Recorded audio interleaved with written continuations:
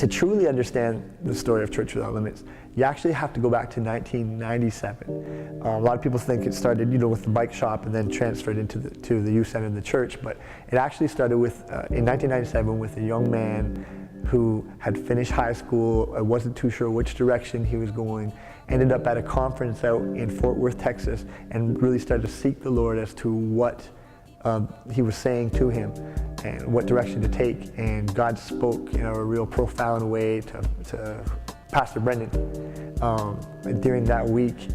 And I remember it was on the Tuesday night, and it was actually Pastor Creflo Dollar from Atlanta who was preaching. And I don't remember a lot about the message, I just remember it was really impacting me. It was on the just shall live by faith. And there was a part right near the end of the message where he was preaching. He got into preaching mode, and he was going off. And he said something to the effect of, we need people who are going to teach people how to do this work. We need people who are going to just give their lives to teach people how to do what this book says. And I just felt like all of a sudden I was the only person in the entire room.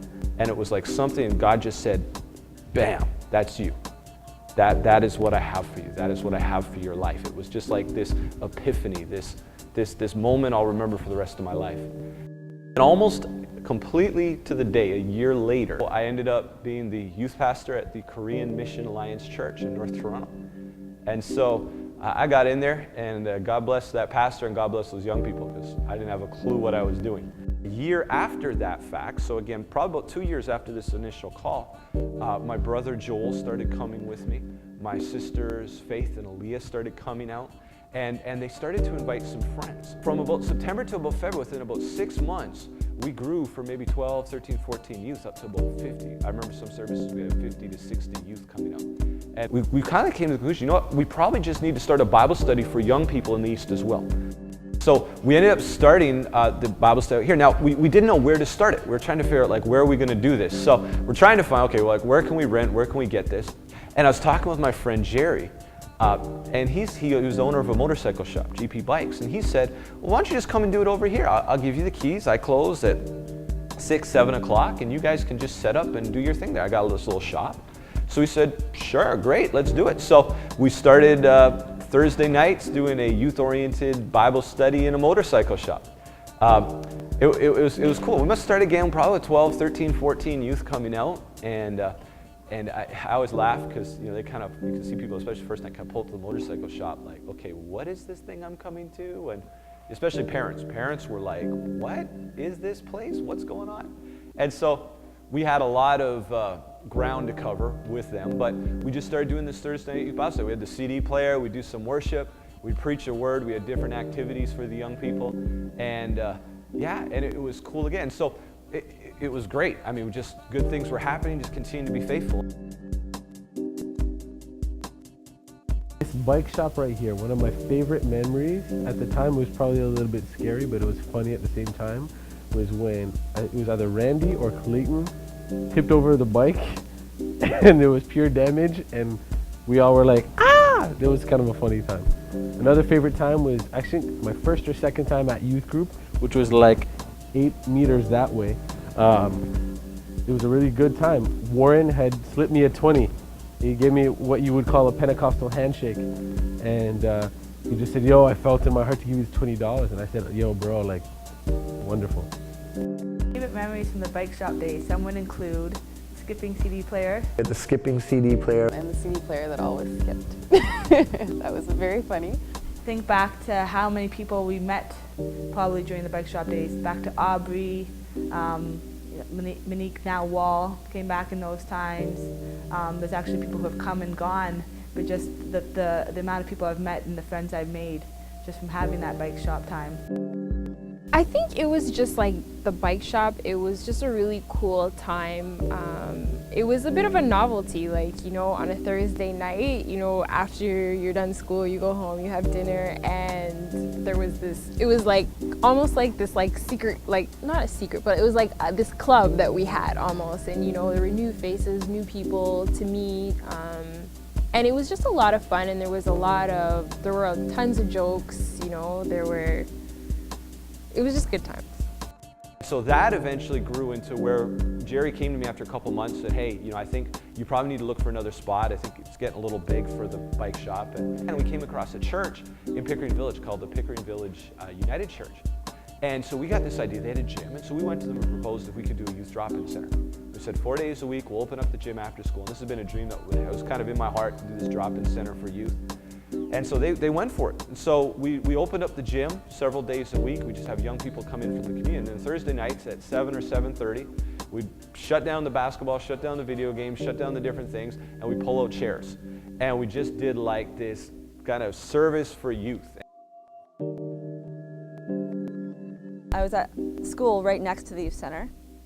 I liked that because I was at Pickering High School, and then we would go right over to Pickering Village United Church, right next, across like a field, and just coming with my friends and going over, and the guys playing ball, the girls, we'd go play Mario Kart or go sell sour keys, or sour keys were good, and I remember the sit-down sort of Bible study times. I remember one time my brother made me lead worship. He's like, you're doing it, go lead worship. And I was just like, I can't believe this. There's so many people from my school here, and he's making me lead worship. And he made me. I wasn't so bad, I guess, but glad that's over. My favorite memories from the youth center. One memory that I would say that's a favorite of mine is when we started doing the snack shop. We used to sell like patties and like candies and stuff after service. So I don't know, I enjoyed that. I thought it was fun, and I always look forward to being a part of that and serving in that capacity. The youth center days for me were so much fun. I used to come all thugged out. I remember Aaliyah used to have her full-out orange tracksuit, and I had my full-out red tracksuit, and both of us had the same FUBU shoes in the matching colors to our outfits. And I used to come and play basketball. It was so much fun. After basketball, we would have time of the Word and going into prayer and stuff like that. And it was just really great days. Like, a lot of people got connected during those days. Yeah, it was a lot of fun. So we did this for quite a few months. Well, maybe 6, 7 months, somewhere in that range. But in the middle of it, I was working through something, because we're having all these young people come to Christ. They're committing faith to Jesus Christ, turning away from sin, and just like right off the streets. Didn't grow up in this, didn't have any experience with it, but making commitments to Jesus. And I really believed in the local church. Believed that everyone needed to be part of a church, that we needed a pastor. So I was really wrestling with this, because I'm thinking, okay, we used to joke and call ourselves the youth group without a church, because we had all these youth and we had no church. And my brother was helping.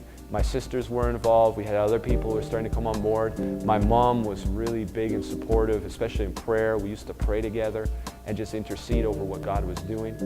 And time before the youth center opened, we just intercede together, sometimes for a couple hours, just praying. And I love it, because everything we do was really birthed out of that place of prayer.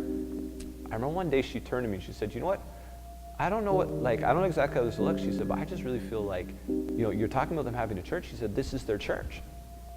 And I remember that summer we took the youth, a whole group of the youth, to Coburg Lakeshore Pentecostal Camp. It was kind of one of our things that we had done with the young people. And I remember going into that camp week and saying, okay, God, I need you to speak to me. If this is what you're saying about us being a church, I need to hear it from you. I need to hear you really speak this to me. And if not, I need to know not, and I'll know where to go.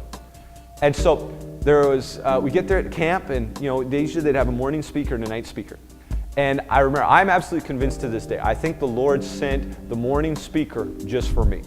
There may be others there who felt the same way, but I think for me. His name was Billy Kennedy, and he actually was the youth pastor in the church that Delirious came out of in Southampton, England. And so he preached a message on the life of David and how God is raising up Davids in our society to take out Goliath. And he said that God is raising up Davids, and even just in the service, that God's raising up Davids in this service. And he talked about some distinctives of David. Number one, he said David was considered too young.